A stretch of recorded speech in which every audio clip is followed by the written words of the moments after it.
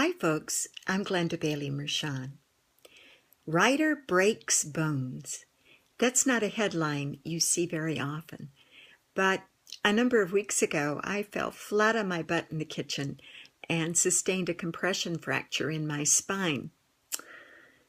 Well, I'm not going to claim that I broke it while I was writing exactly, but one of the hard things for me is finding time to write when my body's at its optimum because, well, let me explain it this way.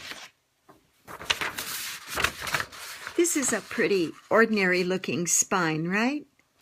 Well, because of a couple of traffic accidents a long time ago, my spine looks more like this.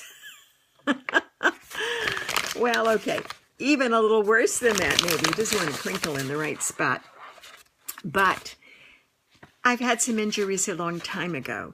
So one of the hardest things for me to do is to sit for long periods of time. And for a writing career, not being able to sit can be pretty deadly. Why am I talking to you about this today? Because there are a lot of writers out there with various kinds of disability. A lot of us have back problems, knee problems, fatigue problems, so many different kinds of things. And the older we get, the more those things seem to crop up.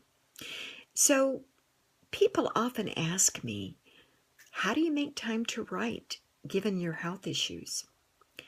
Now, I really don't think of my health issues as being all that different from the circumstances under which I was writing when I was a young mother, say, and I had small kids running around and constant interruptions, or when I was trying to find time to write and also work a 60-hour-a-week job in the university. So whatever your circumstances as a writer, likely you have some trouble finding time to write. So let me tell you what I've done to adapt writing to my lifestyle. I hope maybe it'll be of some help to you.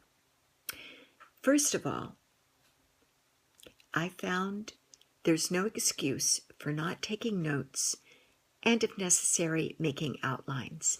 Everywhere I go, all over my house, there are pencils, pens, and pads. So many different kinds, but anything where I can make and collect notes is important, even on those days when it's hard to get out of bed and I'm flat on my back.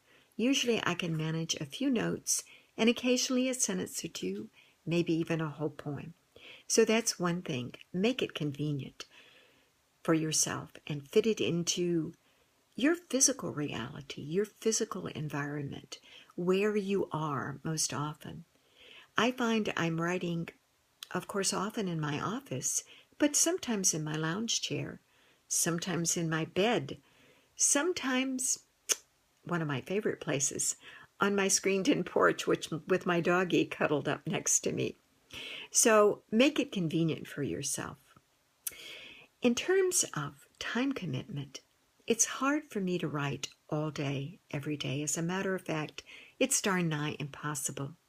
One thing that I've done is to create a study hall for myself every Monday, in which I make sure that I find time to write for at least a couple of hours. And I try to devote that time to creating new material or extending a piece that I'm already working on. What helps me make sure that happens? Well, I invite my friends to study hall. What is study hall? Study hall is just a dedicated time to write.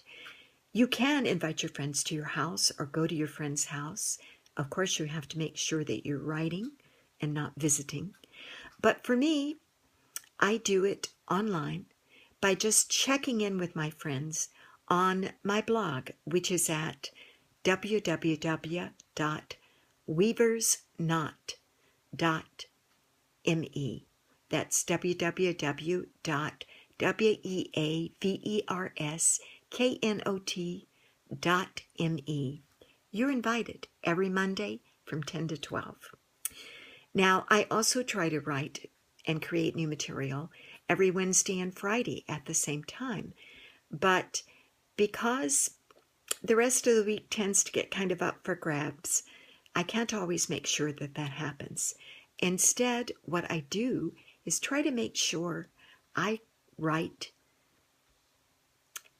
a scene or two every week on my novel. Thinking about writing in scenes is one of the things that helps me, well, just make sure I get something on the page and that my pen doesn't leave the page until something substantial is done. When you have a lot of pain, a lot of health problems, it's so easy to get distracted, to say, oh, I hurt, I'm going to go lay down. Instead, I say to myself, I'm going to lay down when I finish this scene. You can, of course, create other boundaries for yourself. A draft of this poem, this page, these paragraphs, whatever works for you. But making boundaries for myself about what I'm going to create when I sit down to write really helps me as well.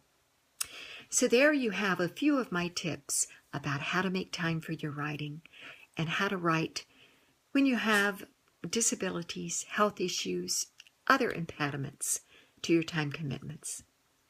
I hope one or more of those tips works for you. See you soon. Bye.